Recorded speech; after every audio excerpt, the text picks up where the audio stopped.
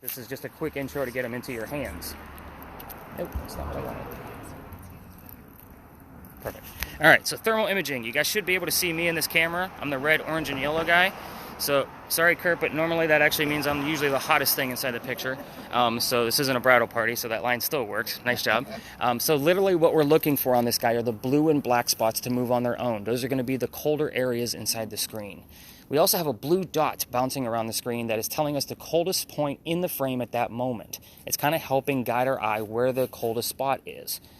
When I watch the video, I'm looking at that blue dot, but I'm also looking at the blue and black areas. We're always going to have something blue or black in the video. We're looking for it to take shape or move on its own. So does this thing capture something every single night? It does not. I get about 4 or 5 solid pieces per year where it's unquestionable that it's something paranormal. So, Kurt, you're going to hold this just horizontal, just like that, all night long. Okay. You also have a cheat sheet on your side only in real time. There's a bar to the right of the screen that actually has the highest and lowest temperature. It's going to help you with the colors. Okay. So that will not show up on the video. We're going to do a few starts and stops with this video only because as great as the hardware is, the software is horrible. It sucks. So if we record for too long, we lose all footage. So I will give Kurt definite starts and stops. Right now we are recording, so everybody gets that intro on how to watch the video, and that way he gets a chance to actually move around a little bit. We're going to be using 2 different cameras tonight. So the next person who has a camera, if I say the term act casual, that means we are in a space where there are cars and people are walking by. People do not like to be filmed, and they do not like their cars to be filmed. And if I was a car thief, the thermal imaging camera would be my first tool because I could see the heat signature of a vehicle and tell you how long it's been there. So, again, when I say act casual, Kurt, yours is simple. It's going to be a just drop it, hold it like you're holding a cell phone. The next one is not so much. It's a lot harder to hide what this camera actually is. So, let me get into that one and we'll get them both up and running and moving.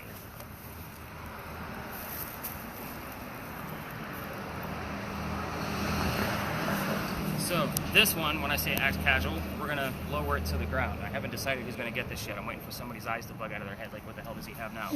So, this one, quick demo. You should not be able to see me except for the lights from the car coming by. It should be pretty dark in there. So, again, I know it's a small screen, but we're going to turn on some lights. So you should be able to see me now. I'm in a pinkish or purplish hue. We're working with IR lighting here, so it's infrared lighting, full spectrum.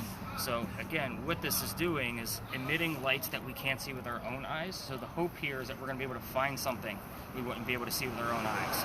We do capture a lot of orbs with this, and weird anomalies that I just can't explain. This is the newest device that we have, so I'm still learning about it. I've had it for about 6 months, and again, I'm out here every night with it, and I'm still learning new things. Parker? Yes. All right. So this one does like to lock up on certain nights. We'll see what happens. When that does happen, let me know. You're not recording yet. We want it to warm up and actually get used to the ambient temperature before it starts running properly. But I will show you more about that guy as we move along. It's a GoPro in a case. Oh, yeah. Yeah, it's an altered GoPro, so it can actually see that light. You guys are like super attentive. I love it. I will get you talking by the end of the night, I promise. You said it's not recording, right? Nope, it's not recording. Yeah, you can basically relax it. This is the neuralizer from Men in Black. None of you are going to remember a damn thing when we're done. What we're working with here are lasers. So you can see the dots on the ground, you can see the pen in my hand, but you can't see the lasers until something passes through it. So the person that gets the 2 lasers, I'm going to demonstrate the next one, is going to be working with the full spectrum camera, because you can see those lasers really, really well. In the event something does pass through it and I can get a still of it, with this one, I can actually I can put that still inside 3D software and give you a full 3D view of what we caught with measurements.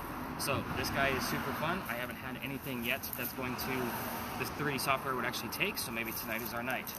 So this one's going to go to you. Okay. I only give these to adults. Okay, so lasers get Nick in a lot of trouble. So there is a laser law in Charleston, so we have to keep them on the ground. You want to keep them side by side. Don't cross your streams. Bad Ghostbuster joke, but it does work here. Keep them side by side because you want to create the laser grids going through it. And then, Parker, you're going to shoot through it. You don't want to look down at it because we already know what the squares and the dots look like. You want to go through it. So that way you're pointing directly at it. So you guys will kind of be 3 to 5 feet apart. This one has a toggle switch, so you have to be careful when it's on, it stays on. You have to shut it off.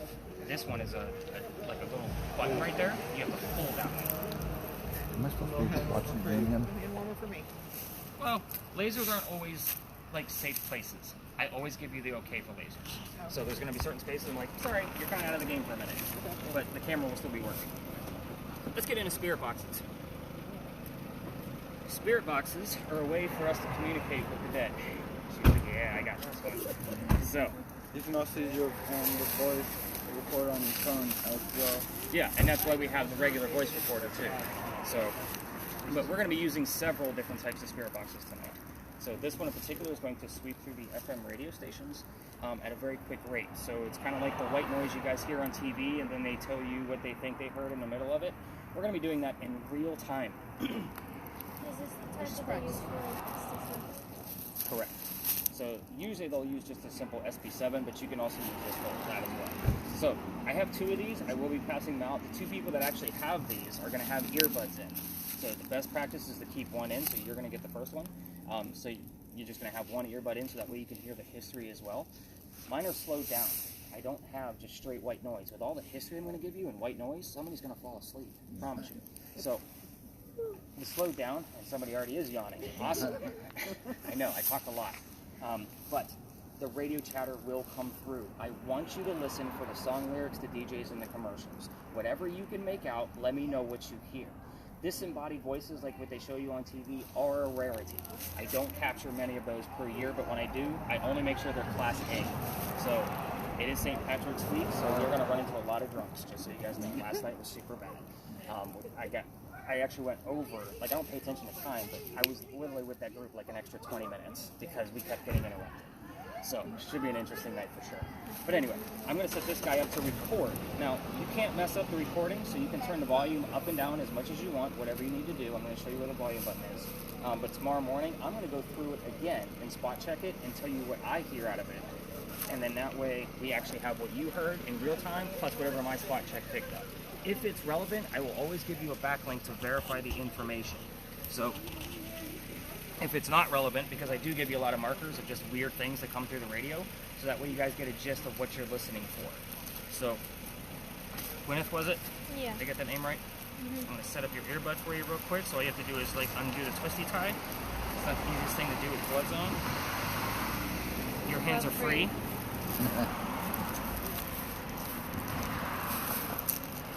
And I do not want earbuds back. Earwax is gross. So I'll take the end so I can plug it in for you. And then I'll take that back from you so you don't hear it. Your volume button is right here. It's the wheel. So once you get it plugged into your ear, play with the volume so you know it's comfortable for you.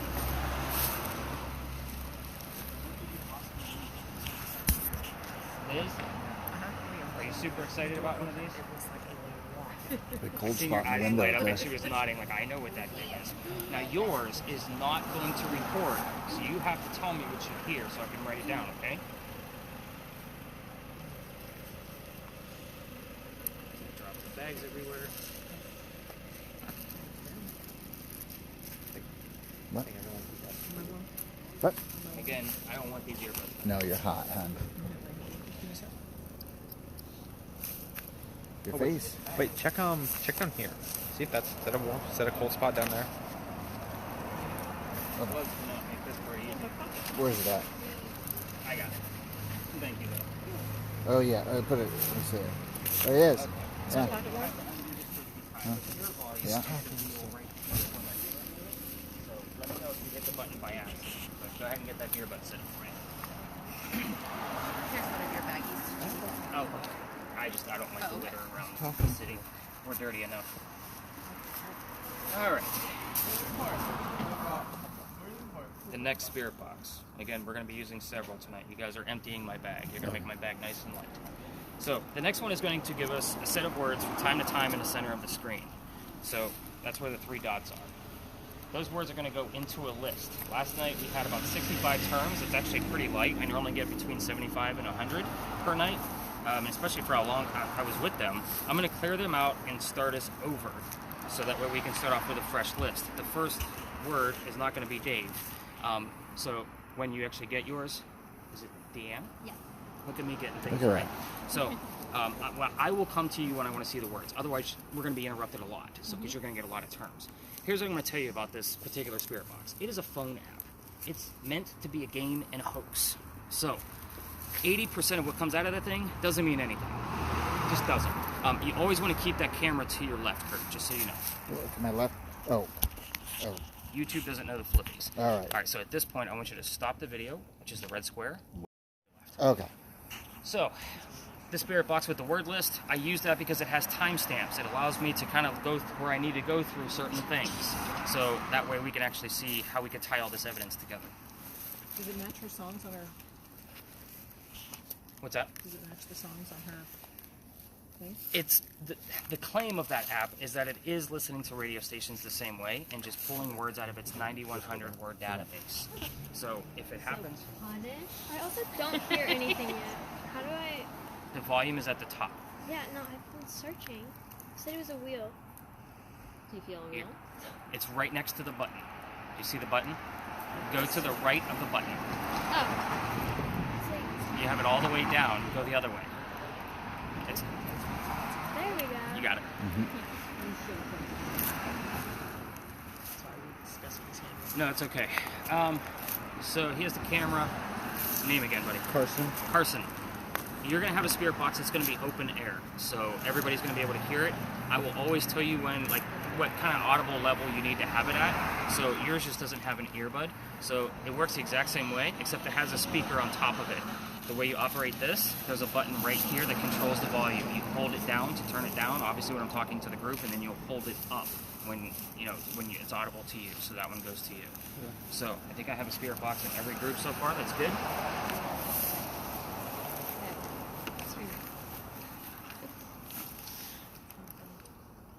Yeah, I saw that look on your face. Yep. I want it. So, EMF detectors. We're going to be using two different types tonight. So, with that said, this one is the one you normally see on TV. This is also going to measure anything from a building, and it's also going to measure things from our cell phone or any kind of electrical anything. We use this to help debunk things. So, you get to tell us when this thing's going off. I already have the measurements memorized of what color it is, so I'll be able to see it too. It doesn't make any noise, it doesn't vibrate, you just have to let me know when it goes off. That one's a nice and easy one. So Miss Mary, Yes. yours is a little bit more complicated. This one actually has three different functions. It has an EMF builder, EMF meter built into it. So, I lost your name, buddy. Tucker. Tucker. So Tucker's only goes to 25. This one goes all the way up to 200 and is way more accurate. So your big numbers, anything above 2.5 is his second green dot. Okay. So that way, just let me know anything above 2.5. The bottom number tells us ambient temperature. So if Kurt finds something on his camera, you and I will be able to debunk it or prove it pretty quickly. The last thing that it has is it has a REM pod built into it. A REM pod basically detects motion. So if something gets close to the antenna, it will go off. The closer it gets, the higher the pitch we get. And we also have different colors that we're working with too. So I'll show you more about that at that first stop. So just for now, focus on the two numbers on your screen. And above, sorry, what 2.5. was it? 2.5. All right. Go have fun, guys. Let me know what happens. All right. Who's taking Why my not? kids while I go to the bar? I know, right? Do it. Mom. this. Ooh, that's nice. That's much better, huh? So you want me to keep this on the whole time? No, I'll give you the starts and stops. Okay. So right now we're recording, but Okay. we're going to talk about why we started here. And yes, the word punish is definitely relevant. So What about it's fighter? definitely fun. Definitely. This is good stuff. So let's talk about why we started here. This is Big John's Tavern. Hang on, I need a drink. You guys are going to have me talking all night long, I promise. And you don't have to be at the ready all the time. You can be relaxed. Okay, good. I'm a little slow. I know I get you guys all excited about holding ghost hunting here, but again, there's certain places for certain things. Okay. So, Big John's. This place was owned by a football player. His name was Big John Kennedy. Not Kennedy, but Kennedy, like a can of beans. So he used to sit in the back of the bar, and he would tell the bartender if the cadets coming over from the Citadel, if they were old enough to drink or not. And one night, two guys come in, they're not old enough to drink. So he has a bartender throw them out. They leave pretty mad. So if we're at 0.3, you'd want me to tell you. 2.5 and higher. 2 point. Sorry, I'm gonna get it eventually. Okay. I took a Yeah. nap before we did this. Thanks, kids. I'm jealous now. So where was I? Oh, two guys come in, the bartender throws them out. They come back the next night and they try to steal the cash register from the front of the bar. John sees what's going on, gets up from his drink, and just beats these guys up into a pulp. Fighter. So, There's something. what'd you hear? I couldn't really make it out there with like all staticky words. Well, let me know when you have the clear words, so when something comes through very clear. Okay. So, again, you guys are going to hear a lot of things You like want me to do it every time? So let me kind of stop right here. So this question comes up a lot, and I'm sorry I didn't bring it up. So spirit box teams, especially the one with the word list, when you guys hear stuff, you got to hang on to it just for a few minutes so I can get through whatever part of history. Otherwise, this is going to be a 6 to 7 hour tour. Because you guys are going to hear a lot, and there's 4 of you with spirit boxes. So just kind of keep that in mind. So when you do hear something, hang on to it, especially if you think it might be relevant. And no matter how silly it is, it might say, drop it like it's hot. That might mean something. So we just never know until we get to that space. I heard always.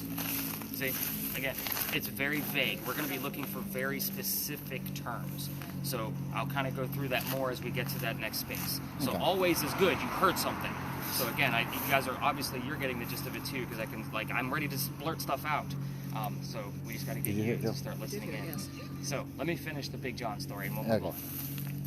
So where was I? Big John beats these guys up. Is that where it was? Yep. So to a pulp. Couple of gunshots go off. John gets hit in the neck and the bullet lands in the wall. John gets up after being shot, goes back to the bar and tells the bartender to get him another beer, get the 2 guys on the floor, and ambulance. So the moral of the story is you don't mess with Big John, he'll beat you up. The second moral of the story is nobody died in that story. So what's haunting the place is the bullet hole. It's allegedly still here, even after the renovations of the Big Johns we now know. If they filled it in, Big John's blood is still in the building. People that sit in the front of this bar tend to get a little queasy, nauseous, or headache. They can't finish their meals. I hear it all the time. This is your heated warning. We're going to be dealing with paranormal activity, seeking it out. So if anybody starts to feel those symptoms, I need to know immediately so we can move the whole group and get that person to safety. Is that fair? That's probably the scariest thing I'm going to tell you all night long, I promise. So, especially when we got a mom on the tour, I'm going to move on pretty quickly. You guys good with that? Cool. Yep. So, we had a big earthquake here in 1886. This is the building where the first death occurred from that earthquake. The mantle you see in the middle of the building also wraps around the front of the building. A piece of it broke off, struck somebody in the head, and apparently killed them. And they say you could see his ghost in the middle of East Bay Street in the middle of the night. Now, I say apparently a lot with that because I don't have any proof. It's just a great segue story so Mom over here isn't thinking about her kids getting sick on my tour. Oh, no, we're good. But that's usually the line I give every single night. Are you guys all ready to go ghost hunting? Yes. Let's go learn more about your devices. Let's go this way. I'm supposed to do.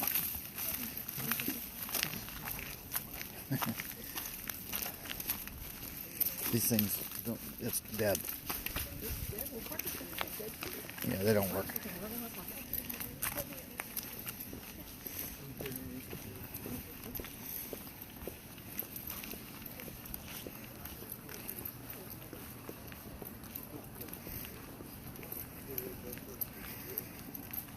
How long do we go for, Nick?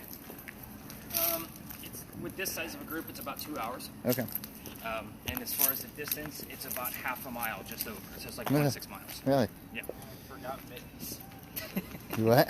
Forgot mittens. Have you ever captured any demons? That's a whole other story. Like, I've dealt with other things in the past, so again, we're trying to keep this family friendly. We got little ones on the tour. We don't need too much of a fright. Oh, they don't get scared. We're good. If you need to tell something scary, there. He's talking about me. Oh. All right. Oh, see? Oh. Look at that. So we have about a 10 to 15 milligauss reading on the K2. So do we have anything on your reading, Mom? No. Okay. So again, there's nothing here to make that device go off. So this place is the Big Red Barn. This is where we keep the horses for your carriage rides. I'm going to take note of that, just so you know. I'm going to get these names all mixed up between Tucker, Parker, and Carson. Is there Carson? Yeah. So, okay. Yeah, I'm going to get those all mixed up. I know I am. The Big Red Barn is where we keep the horses for your carriage rides. The history here is very simple. I do that on purpose so that way I can teach you more about your devices and we can go much deeper than horses and football players. But this place used to be where we held horses that delivered milk and eggs to the residents of Charleston. Whenever I give you history or something about a location, I will slow down on keywords I often hear or see here. For example, over at the Big John story, it was 1947, New York, Giants, anything relatable to a bar. So, with this space, let's talk about spirit boxes. Let's go ahead and turn that down a little bit, just so I'm not so distracted. With this space, you're going to ask questions like you know the answers to. I want you to know that this is not television, and everybody wants to ask, is anybody here? Right? Because that's what everybody wants to do. If somebody says no, that means somebody's here. So we're not going to be asking yes or no questions at all tonight. So we have 4 spirit boxes in play. in a space like this where I say ask something you know, a good example is what color is the big red barn if somebody's actually here? The answer is obviously red, so we're going to be looking and listening for the color red. However, your spirit boxes, we're waiting for DJs and song lyrics to convey messages back to us. The word red might not be in their vocabulary, but fire truck, blood, heart, cardinal, those things are all specifically red. I would take that as an acceptable direct answer of what color is the big red barn? Blood. I'm good with that. However, most of the night I'm going to require two kind of happenings, even little EMF readings like what he's getting on his device right now. So for example, if Deanne actually has the word art on her word list and Carson hears the number 40, Art Faircloth was number 40 on Big John's team. Do you see where I have to tie all these clues together? We're going to be talking about people from the 17 and 1800s. There's a lot of the same names there. Charles, Georges, Elizas. Like, we need to know who the heck we're talking to. We need that secondary clue. So a lot of what we capture in the field, the 40% of what we're going to capture, is usually a lead-in for me to find something else tied to that person when I'm going through the data for you tomorrow morning. Same thing with you guys. So a lot of times I'm like, that's a great start.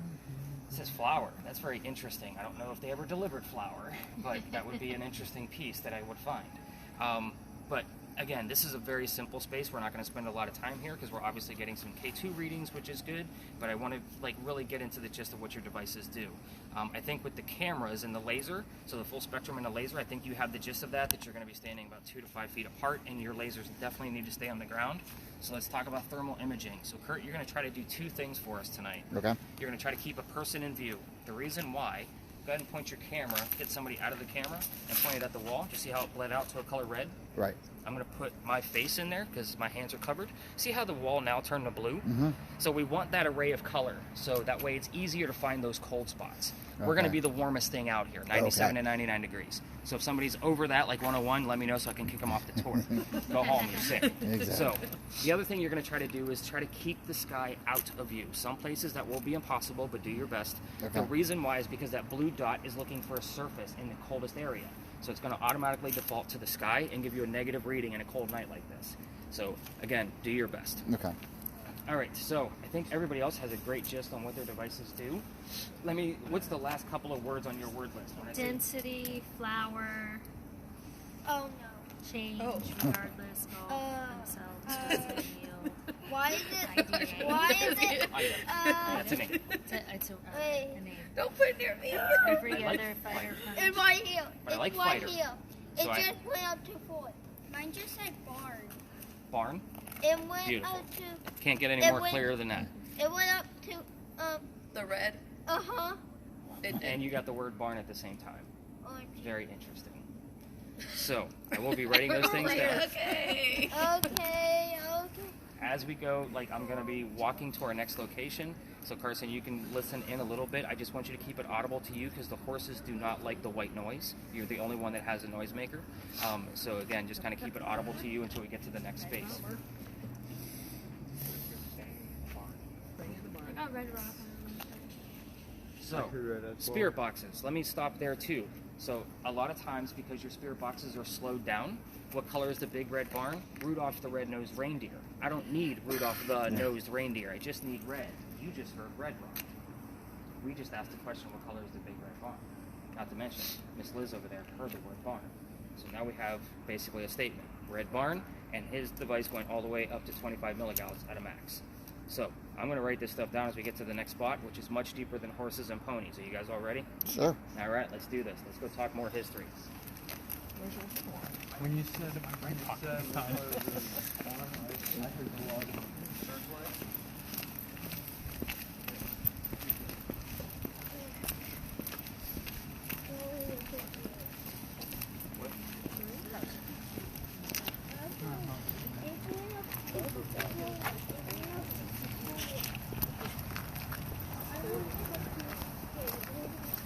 Could be colder. All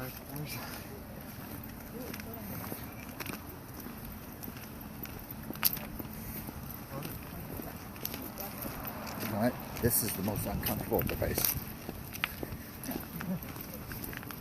Yeah, this is the most, because you don't have to, you could be carrying yours like a baton. This is perfect. This is the most uncomfortable device. Yeah, it probably is. No, that is. Sit down. It's pretty good. Okay, plug it in. That looks like a cool rooftop. What is that? Everybody's eyes get drawn to the rooftop bar. Is that a hotel? It's actually a restaurant bar. Is it? It's wild. Okay, you're getting readings already. Love it, love it, love it. So, Okay. welcome to another beautiful spot of Charleston, everybody. It's another parking lot. I know, but this place used to be something, so let's get right into it. I guess the first thing is spirit boxes. I'm not going to be giving you questions like what color is George Washington's white horse, like what we did over there at the Red Barn. You will be getting the answers from your spirit boxes. So, this used to be the Eliza and Charles Pinckney mansion site. Their mansion actually sat in the front of this space. And I say space, and that means within the walls, and went actually a little bit past this median. And then Eliza's garden was lined up right behind Five Church Restaurant and came all the way across, and we are standing where the servant and slave quarters were for the home. So, who the heck were Charles and Eliza Pinckney? They had a son named Charles, they had a nephew named Charles. That's 3 different Charleses. So, in case you lost count, see why I need a secondary clue? The son and the nephew were signers of the Constitution for South Carolina. Pretty big deal for us, but nobody likes to talk about politics, including Liz. Because if you get into an argument with Liz about politics, you're probably going to lose. So, it's a joke. So, Eliza married Charles at a young age according to today's standards, not the colonial times that she came from. We're above what you 3.2, I see it. So Behind us. keep those in your head. Y'all and just I'll- stay here. No, you're good.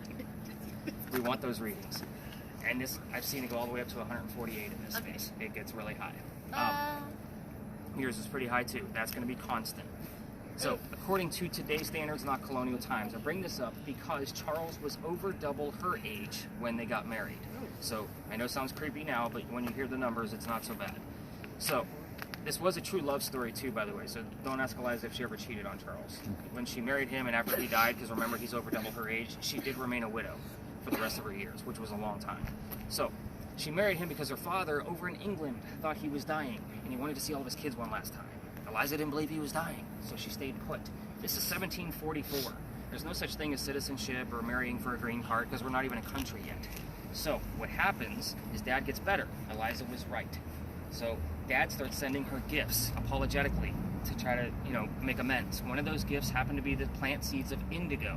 You guys have been in Charleston for at least an hour or so that I know of, so you've probably seen the word indigo somewhere. Indigo is a plant that makes blue dye that makes her blue jeans blue. Congratulations, you're wearing it tonight. It all started right here. So, indigo was already here because of the slaves, but she learned from them on how to keep it cultivated in our weird temperatures. It's obviously not warm here all the time to keep a crop like that growing. So what happens, she calls her dad, says, I need some contacts because the rice plantations are going downhill. We can make a lot of money with this. Now we have an international businesswoman during colonial times. Welcome to Women's History Month, everybody. So there's your lesson for the month. That's the business of Eliza. Let's get into the weird stuff because that's why you guys are all here. Eliza was the second wife named Eliza from Charles.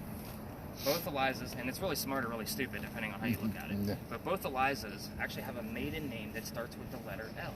If you want to know which Eliza you're talking to, ask her maiden name. You might actually get it. The mansion's not here anymore. You can ask what happened to the mansion. That's probably a good question for you to start off with. If you find out what happened to the mansion, then you can ask when that happened.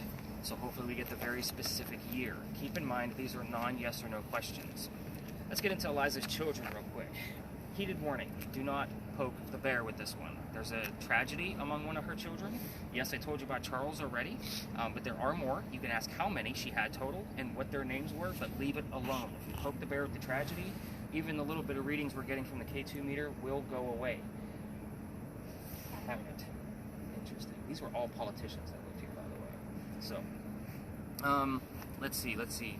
Eliza's death. Ask anything you want to. How old were you when you died? What did you die from? Where are you buried? And what U.S. president was a pallbearer at your funeral?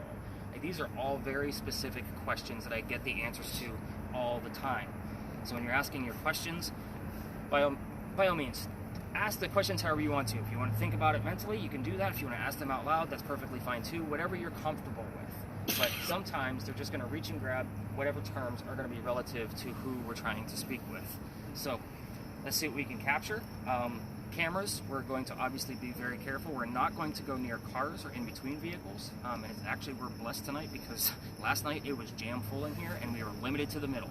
So we didn't have much space to be able to work with. If you ask questions on your own spirit boxes, make sure it's something we can prove. If you're going to ask questions about the slaves, I cannot prove that.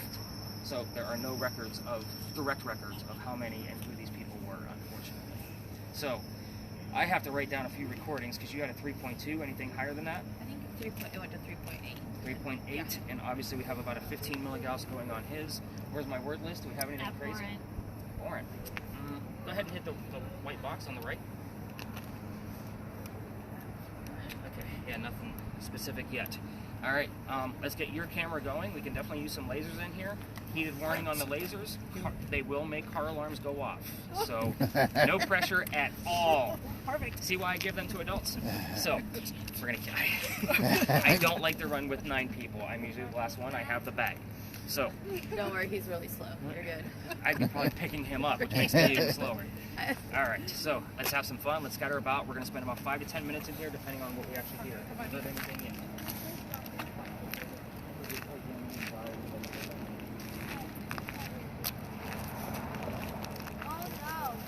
Is Carson going to be haunted?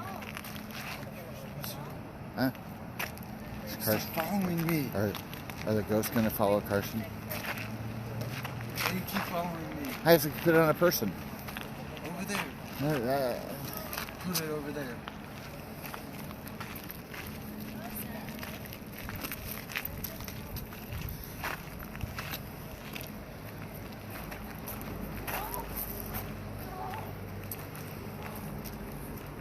I don't know what this is doing. Big rock. Oh, there's 3 people there.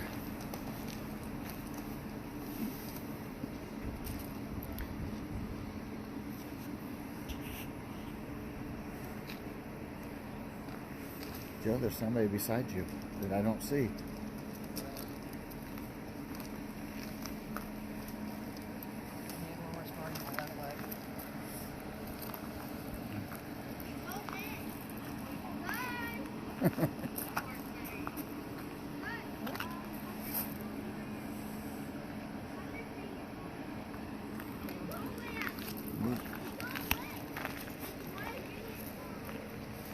I don't understand what we're doing. We're just trying to collect evidence and he will analyze it and give it back to us. Oh, okay. Carson's Oh, I listening. can see your...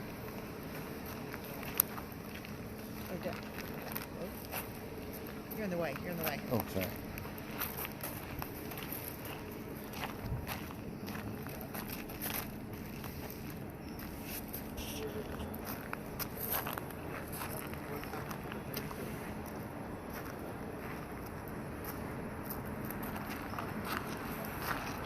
Follow Carson for a minute, see if he can find...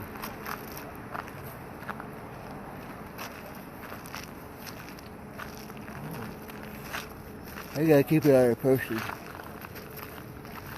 Come on. I heard Jefferson. It was Thomas Jefferson. Please.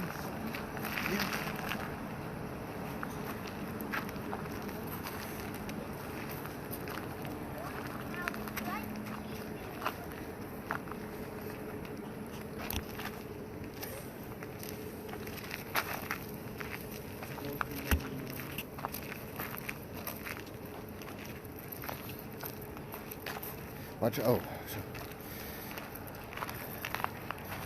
Is that the cellar?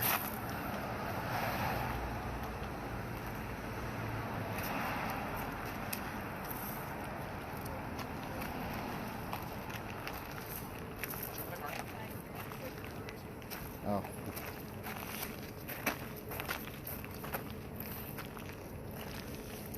It's a really cool bar out there.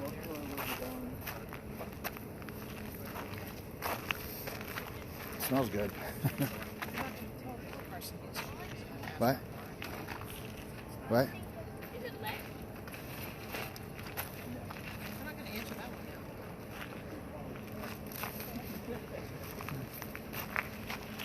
Anything else coming up on yours? I asked what was the maiden name and then everything just went out. Okay.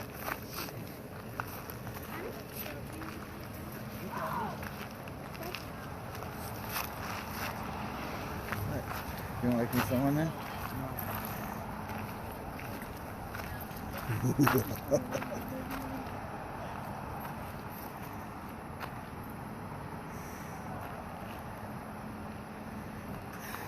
It's cold.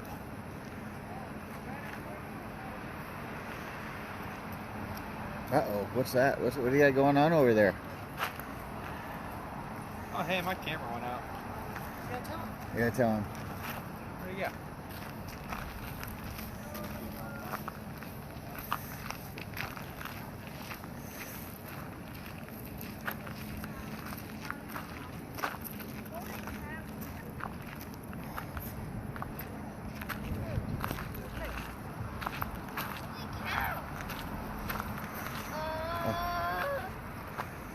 That's it. I'm not doing Oh it. yeah, 2.5. I think it's following you. 2.3. Block Tucker.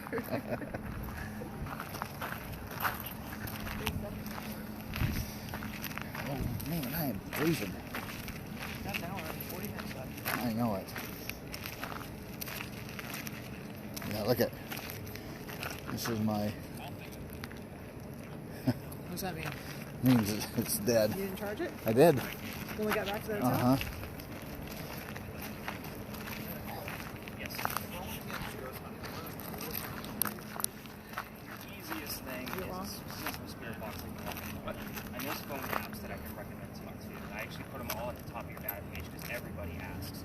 So I normally have one person out of every group that asks about the equivalent of phone apps that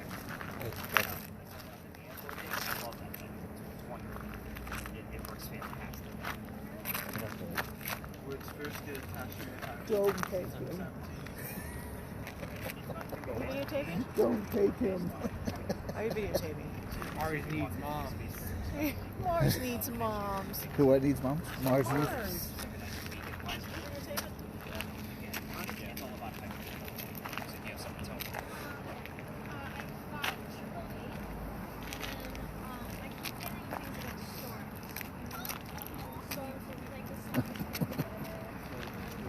What do you got, Tucker? It's all white.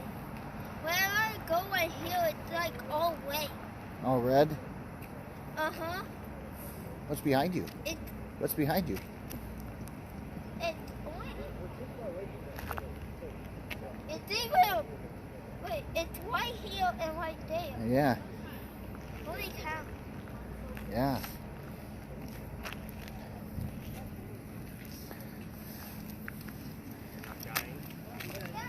It's that full white. It's a full red. Full red. It's a full wed. It's a full wed. Oh, He's no. Oh, no.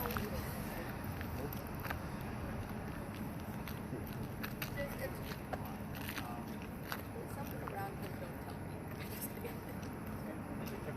It's what A lot of like very relevant terms. I think we're going to actually pull you back from the kitchen and tie all this together. Because Tucker, come here. all of you, you're all hearing different things.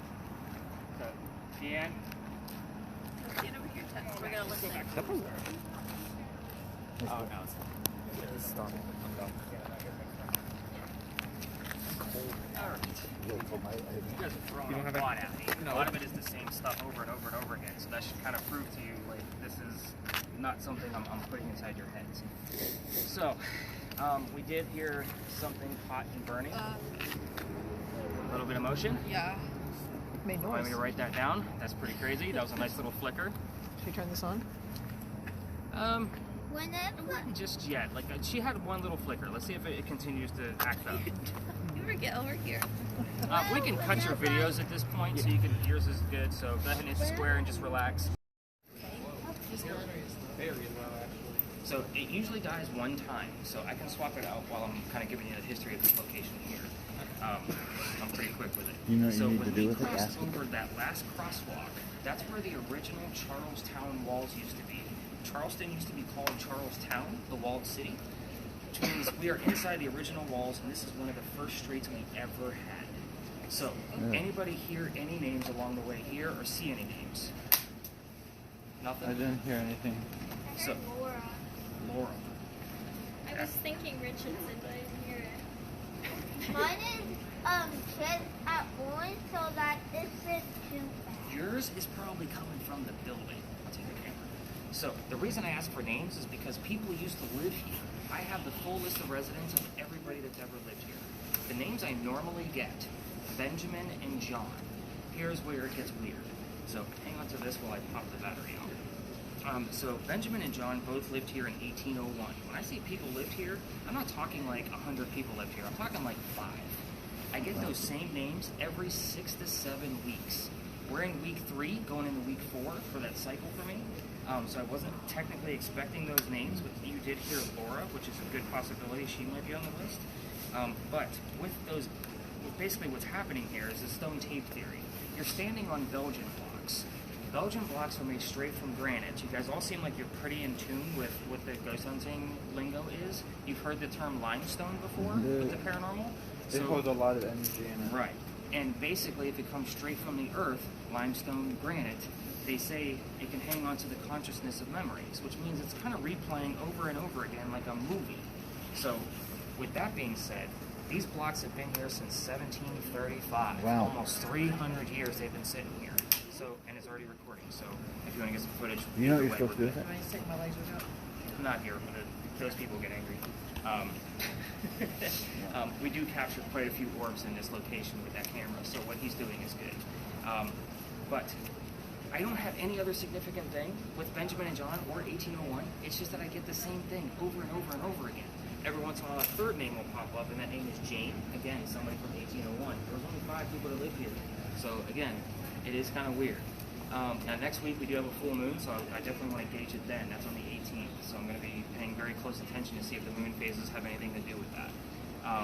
Before people lived here, the Freemasons had a Masonic lodge here, so that's where it gets its name from, Lodge Alley.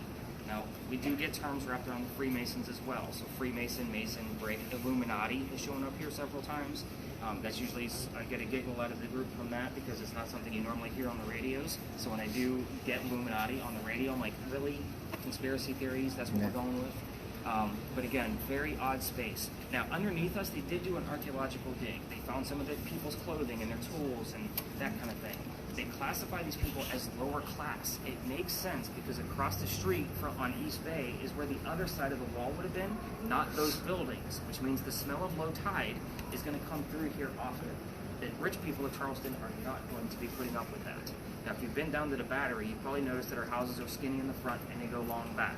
There's a couple of reasons for that. First off, you were taxed based on how much street side you took. So, again, the skinnier your house, the less taxes you have. The Pinckney mansion that we were just at sat broad. They're outside the city walls and making money. They're a political family. That was bragging rights for them.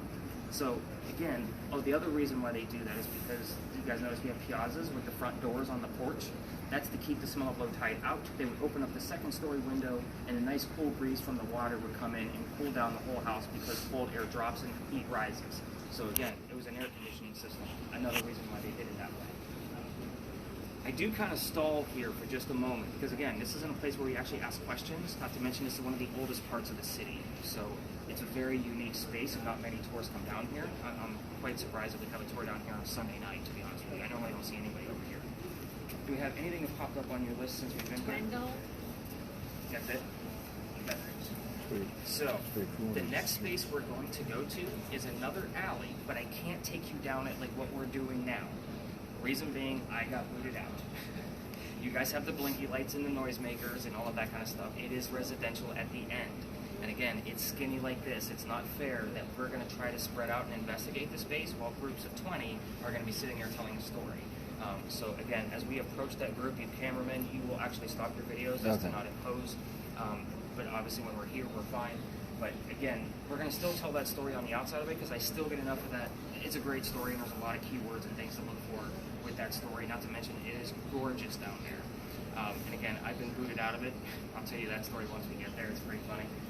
And it is actually relevant to our very last story because I had to reroute my entire tour in like a matter of a day. Like I had to figure out where I was going to go, which is the tour I designed for what you guys are going to go through. So we're going to go through the rest of the alley. We're going to cut through this tour pretty quickly. We're a much smaller group than them. Again, they can move over. They're supposed to be doing it, but anyway. I know history can be very long. Yeah, I'm sorry. I seen that yawn. I will call out yawns all night just so you guys know. Did you guys just get in today? Yes. Oh, wow. And I'm the first thing you did? Yeah. Oh, look at that. I'll take that, right? There you go. All right, so let's go cut through this tour so you guys can cut your camera.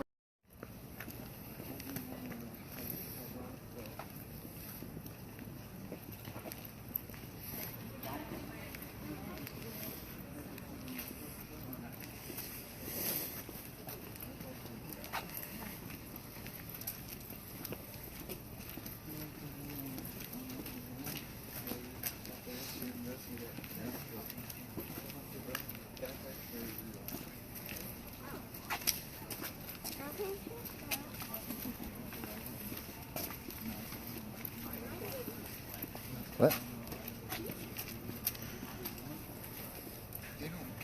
Want to review?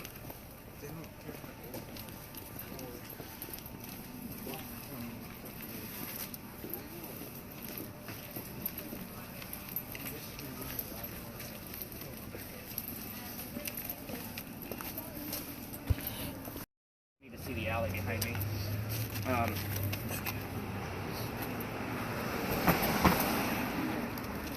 Tours coming through. We're getting into that very popular, part of town. Behind me is Philadelphia Alley. This is called Duelers Alley. This is where the duels used to occur for the city of Charleston. I'll talk about one specific duel because we can actually prove it. All I could think of was from the building, but I don't think I've ever seen anything. Again, we have all kinds of things going on. But anyway, so the duel. We all talk about a specific duel, so let's get into that stuff. The doctor moves down here from Rhode Island. His name is Dr. Joseph Brown Ladd. Again, keywords I will slow down. The doctor moves down here because his fiancée Amanda just moved down here, or just inherited a bunch of money from her dead parents.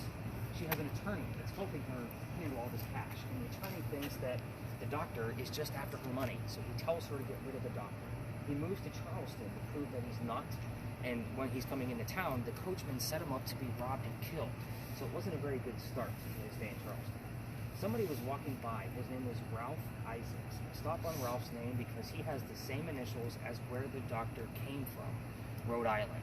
So RI will show up here. You guys are ghost hunting. So initials and letters mean the same. So I just need that secondary clue so I know who it belongs to because it shows up here often.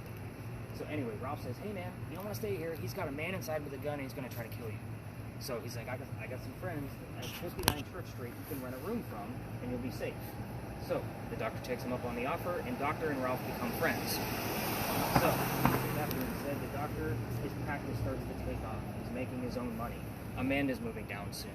He starts whistling all the time. He becomes known as the Whistling Doctor. Every haunted city you will ever go to has a whistler. Ours is a doctor. So, him and Ralph Whistler plays together, but they can't sit next to each other because the doctor makes more money, which means he gets better seats. That's just the way things went back then. So they talk about these plays on the way home. They go see William III one night, and they start arguing on the way home about the new actress that was in town. The doctor thought she was great, Ralph not so much. Then Ralph starts insulting the doctor's fiancée, Amanda, back home in Rhode Island, and it gets pretty ugly and they go their separate ways. Ralph is from here. He has friends at the newspaper. He puts an ad in the paper telling the whole city of Charleston what he thinks of the doctor. The doctor sees that nasty ad and he rebuttals with, we're going to go to Duelers Alley. We're going to have a duel and somebody's going to die. We're going to fix this. So they come down, they take their 20 paces. The doctor turns and points his gun in the air. He shoots. He didn't want to kill his friend. He just wanted to prove a point and have the courage and bravery to show up for the fight, which is often what happened during a duel, by the way. Ralph has his one shot. Sorry, man. He puts it in the kneecap on the doctor. So the doctor didn't die either, but Ralph also proved his point that he's still mad. The doctor's friends pick him up, carry him home to 59 Church Street, where he dies 10 days later after refusing medical treatment. Remember, he's a doctor. He probably tried to heal himself from bleeding it out. That's where the word bled came from on your word list. So I will be looking for clues. We did have the word bled. They say as you walk through the alley, you can hear the whistling from the doctor. Now, remember, I used to take my tours through here. So this was sure it was nothing because the car went by, but it's going crazy. It went up to 93 and then it'll go down to 5. That's definitely from the pole. No, that's a country. Where's there's 93 is super high. And then it'll go 24, then down to 1. No, that might have like an 8 to 10. That's too far away.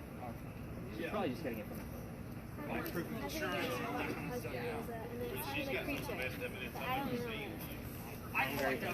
When we were back there, I heard like Laughing? Kids laughing? no, Like adults laughing. Because sometimes people hear kids laughing and lie down. That's why you have to fix kids. But I do have whistles that on the voice recorder that I can't explain. I want you to keep in mind, if you go down there with your voice recorders, every local knows the story. Everybody walking up and down Cumberland or Queen Street on the other side throws a whistle down the alley, me included. I do it every single night. So we end up on the next street. My garage is right there. So when my daughter's on the tour, we race to see who's going to put the whistle down the alley first. So just kind of keep that in mind. It's not going to be an obvious thing on your voice recorder. It's probably somebody messing with you. They also say you can hear gunshots down there, but I don't have any actual evidence for that. Here's why I got booted out of it. This alley didn't always come all the way through. So that means that bricks on the other end of it, on the Queen Street side, are older. Those bricks were sun-dried from slave children. They have a full handprint and fingerprints in those bricks that I would always show off to my team to kind of let them... Very interesting. Now, I would always show it off so that way people can see how far we can come. I do treat it just like a grave. That kid's not staring at that person. Near the mirror, or try to talk to him through a spirit box, and it is outside a gentleman's dining room window of his beautiful mansion. We got caught. That night was November 26th, 2020. The next day was Thanksgiving, but I did not work. I got a phone call on the 28th and said I had to reroute my tours and not go down the alley. So I came up with a quick story of like what's going on up here in the next corner, because I know all the tours go up there. And I was like, damn it, I got to talk about pirates. And I did not want to talk about pirates. That night, I was winging it, and I told my team, like, we're going to wing it with these pirates and see what happens. Somebody heard the number 300 on a spirit box, and I didn't know what it meant, and they also heard the name Anne. Anne Bonny's trial for piracy was on November 28th, 1720, the exact 300-year anniversary of the date I had to read off. These are uncanny things that I can never, ever explain. So it was like I was supposed to get booted out of this, but still tell the story because I still have a lot of evidence. But somebody was telling me I needed to learn about pirates. Unfortunately, I'm a vampire guy. Like, pirates were never my thing. I've read more books on pirates than you guys can probably imagine on actual pirates. So let's. Any other terms show up on your end before we move on? Largely miss, itself, qualified. Yeah, very vague stuff, huh? Okay. All right, so we can stop your videos. We're going to go to the next stop. It's kind of myths and legends. Nobody in that alley.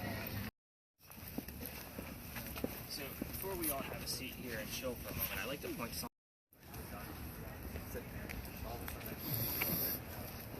That car's blue. That means it hasn't.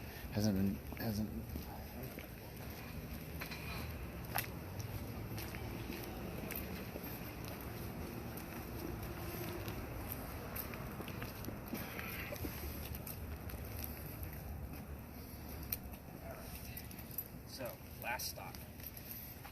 This is where things get a little nutty. This is a whopper of a story, but I will tell you, like, this is a... I feel like we're missing somebody. 1, 2, 3, 4, 5, 6, 7, 8. Who are we missing? We only had 8 the whole time.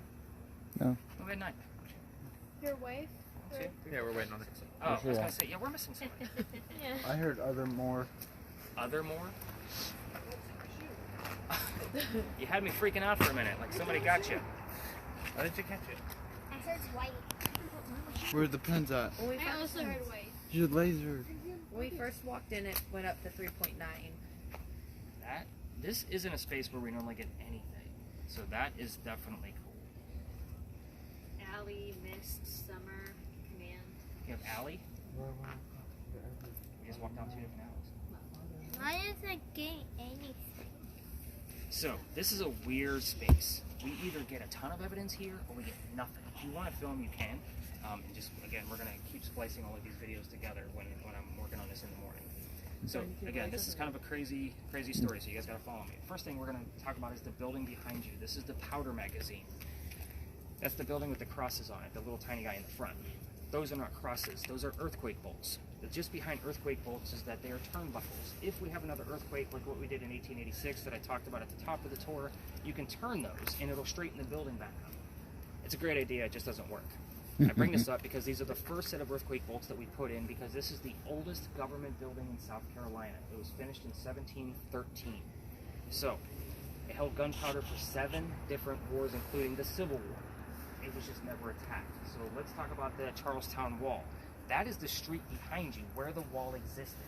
It went up past the powder magazine and started going south this way and locked it into the corners on purpose. It's 3 blocks away from the water. So if a Revolutionary warship or a pirate ship is going to attack it, those cannonballs are going to have a hard time getting through the very thick walls. They're 32 inches thick. But we're going to pretend it does. It's going to go all the way through and explode the gunpowder. It's going to go everywhere. There's sand in the roof that will... You got this. It's still on, by the way. Just turn it on. Yeah, you're good. You can. He's recording. You can see if we can get a little bit of footage. But there's a lot that goes on here. So, but anyway, the sand was supposed to go up in the air and then fall to put up the fire of the gunpowder. It's another great idea that doesn't work. We had another powder magazine closer to the battery. It got hit, sand up, building burned down. Doesn't work. So it doesn't exist, but this one's never been attacked. We are here because this is a familiar building to the ghost we're going to try to contact. We don't have many buildings in Charleston that are this old. So again, it's also within the tour lines of where we're allowed to go. So it's kind of like using a toy to attract a child ghost, right? So this is what I call a familiar. That's the only reason why we're here. That's why it's a hit or miss. We're going to get a lot or nothing. So this building took 10 years to make. 1703 to 1713. That doesn't sound like our government. Small building, 10 years, right? The powder house? Yeah. Okay. So our story actually begins right in the middle of its construction. In 1708, a young lady named Anne Cormack moves here from Ireland with her father and his mistress. It's basically his girlfriend. So the girlfriend is her mom, Anne's mother. Are you guys with me so far? The 3 of them are running away from his wife. How mad was she that they had to get on a boat and leave Ireland to come here? Just saying. They land in Georgetown, just north of here. Dad buys a plantation. Mom dies pretty quickly. He has to send young Anne down here to sell anything from the plantation to keep things going. Let's get Anne's mentality. Back home in Ireland, she was kind of a badass. She was a hardcore chick. They say she actually killed one of her servants with a knife to the belly when she was like 7 or 8 years old. So I just want you to kind of have that in the back of your head as we're going through this story. We're going to fast forward. 1713, the building's done. 1715, 2 years after that, pirates are coming to town. Anne is stoked. She's going to fall in love, and she does. This guy's name is James Bonney. James is he's a pirate. Dad doesn't approve. So, of course, they're going to run away to Jamaica. They're going to get married. So Anne Cormack becomes Anne Bonney, your most famous female pirate of the Golden Age. When they get down to Jamaica and they get married, she realizes this is not who she wanted. This guy's a privateer. He's not Captain Jack Sparrow like she wanted. He doesn't have his own ship. He's basically just a spy for the British. So a few years later, she falls in love again. I'm going to keep track of the guys for you, just so you know. We're on guy number 2. Guy number 2 turns out to be John Rackham, a.k.a. Calico Jack. We're going to call him Jack through the rest of the story. He does have his own crew, and Anne wants to be part of it. Girls curse pirate ships. Don't ask me why there's a lot of girls and curses on my tour. It just happens that way. So he makes a deal with her. If you dress like part of the crew, you can be on the crew, and you can be a female in my quarters. Mom, I'm going to try my best to keep this PG. Just say earmuffs. So she agrees with this because Dad back home in Ireland used to hide her as a boy to keep her away from his wife. So she's okay with the cross-dressing bit. Now, being a female in the quarters, 2 and 2 together, obviously she's going to get pregnant. You cannot have a pregnant pirate dude on the crew. Somebody's going to figure it out. So he drops her off in Cuba. Go have the baby, come back later, we'll figure it out. Now, she has the baby. She comes back. No baby. We have no idea what happened to the child. How crazy is that? She's also dressed like a girl. This makes Jack pretty mad. Jack also just captured another pirate crew, and they're down below deck. Anne's going to go flirting, because that's what Anne does. Guy number 3. Guy number 3 turns out to be a young lady dressed like a man to be part of the pirate crew that Calico Jack just captured. So now we have 2 females dressed like guys to be pirates on the same ship. Her name is Mary Reed. She convinces Mary to become part of the crew, and the British find out where they are. Oh, I'm sorry. Mary and Anne are also possible lovers. I forgot to put that in there. That's a big deal. Now, with that being said, the British find out where they are. Anne and Mary are the only 2 not drunk enough to come up and fight with their 1-bullet muskets to defend the ship. Obviously, the British are going to take them down. As they're being arrested, Anne looks at Jack, the captain, her bow, and says, "You should have fought like a man instead of going down like a dog." So, with all of that, the judge, his name is Nicholas as well. It's not the same Nicholas I mentioned across the street. It is Nicholas Laws. He wants to see the 2 men after he tries and hangs Calico Jack and the drunken sailors that couldn't come up and fight. So, the 2 men go up and reveal their gender. He doesn't care that they're girls. They're still pirates. We plead our bellies. was the last thing they said, meaning they're both claiming to be pregnant because you cannot hang a pregnant woman in 1720. It is illegal. He says, fine, we'll send you both back to jail. We're going to delay your hanging. Dad is still here in Charleston with all of his Irish money. He bails out Anne, brings her home. She marries husband number 2, guy number 4. Yes, we're going to count Mary Reed. She has 4 children and dies at the age of 84. Very abrupt ending. I know, I'm famous for that. Mary Reed, however, dies a year later in 1721 in a Jamaican jail from whatever pirates die from in a Jamaican jail. It's probably bumpy and gross and scurvious and whatever else you want to come up with in your brain. I only left out 2 things that you can start with your spirit boxes on this. You should know how to use your devices by now. The name of Calico Jack's ship, I know for certain, and the name of Anne Bonny's parents. That would be obviously her father and his mistress / girlfriend. So, those are the things you can ask. Anything else is fair game. Those of you with cameras, if you do want to go to the front of the Powder magazine to check it out and get us some footage from there, you can. I just ask that you do not interrupt other tours. We are going to end on that wall over there. There's a little ledge there where I can set my bag down when we can collect devices and you guys can ask me a million questions. But I did tell you at the beginning of the tour that I've had people pass out from my tour in the past. This is one of those instances where it's relevant to the story. Back in September, I bring my group back here. The young man next to me goes white as a ghost. Pun intended. Yeah. I start to pick him up by his armpit. I take him over to the wall. I send his boyfriend over to go get him a bottle of water. Comes back, he's feeling better. I then tell the story. I send everybody out to go play with their devices. They pull me aside and say, we have to tell you something. I'm like, what's going on? We are 2 transgender males, meaning I had 2 females dressed as men on my tour, just like Anne and Mary. And it made complete sense to them at that point why one of them about passed out the minute we entered the space. So, take that for what it's worth. This is stuff, again, uncanny stuff I can't make up. And they were perfectly fine with me telling the story because at that point, they're part of the story. So that's a pretty big deal to them. All right, we are going to spread out. EMF, I definitely want to know what's going on with your stuff. Okay. And spirit boxes, listen in. Let's see what we can capture. I have Nova. Come on, get something.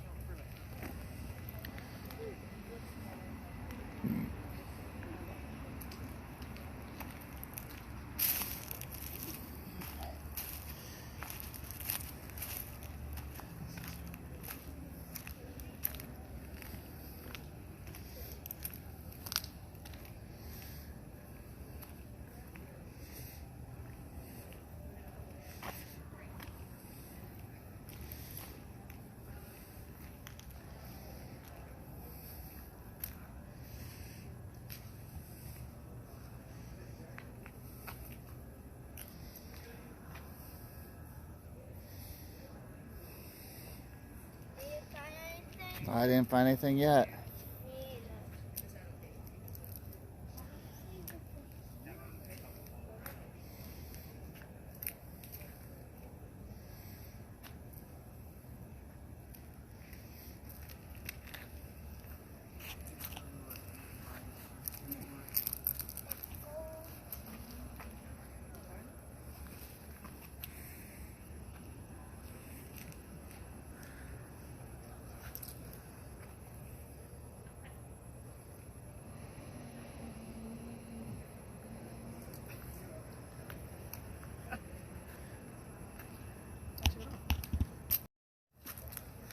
It's cold.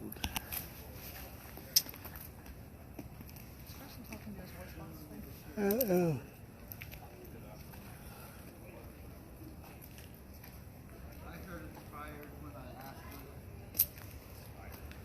So Nick, what is in these building now? Is it? It's a museum. Is it a museum? Mm-hmm. So if you're into like old war artillery, it'll show you all the different wars it served in, and Oh, really? the uniforms and the artillery is all in there. So is barrels of powder that they stored in there? There are barrels. I can't say that they're original though. Oh, it may, but that's what was in there, barrels Yeah, of barrels. powder, and in the back in the day. Yeah, and it is a groin vaulted ceiling. So there's 8 pillars on the outside. That's why the roof is shaped the way that it is, and it all meets in the middle like a groin. So that's why it's actually shaped that way on purpose to fortify the gunpowder inside. Super cool building. Now this wall was part of the city wall right here. No. Oh, okay, it wasn't. Okay. No. I heard out. Like get out? It just said out loud in the deep voice, just out. I wonder what that means. But yeah, this wall is, we're basically on St. Philip's property at this point, so this wall is actually part of St. Philip's Church. Oh, It's okay. separated.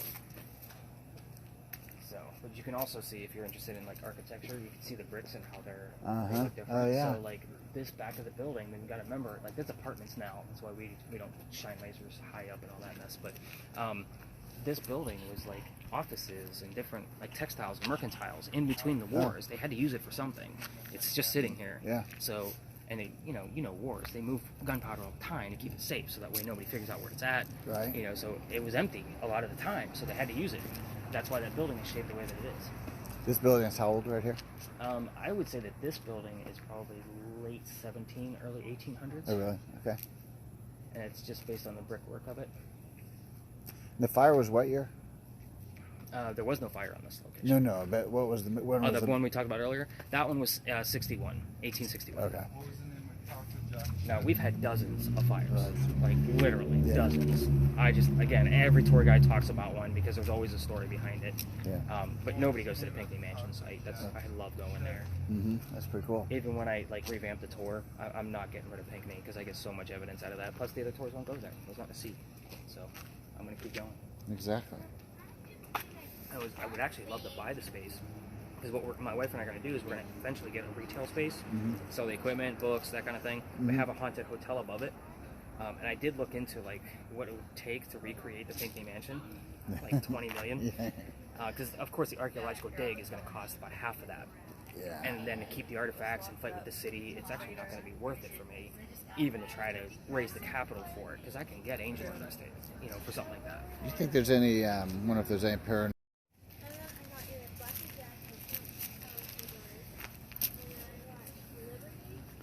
See the different brick architecture. I see that. I got lightning right there.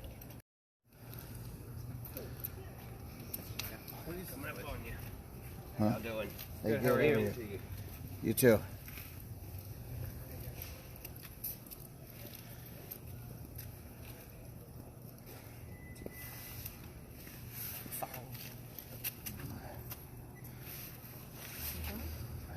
You filming? Yeah.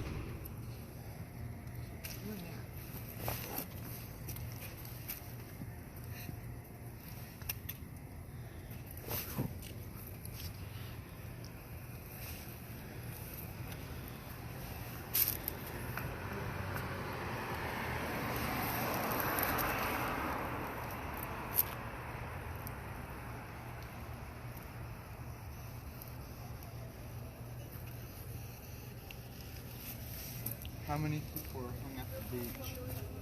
Anything above 7.6, I'll let you let's know. go with there. Okay.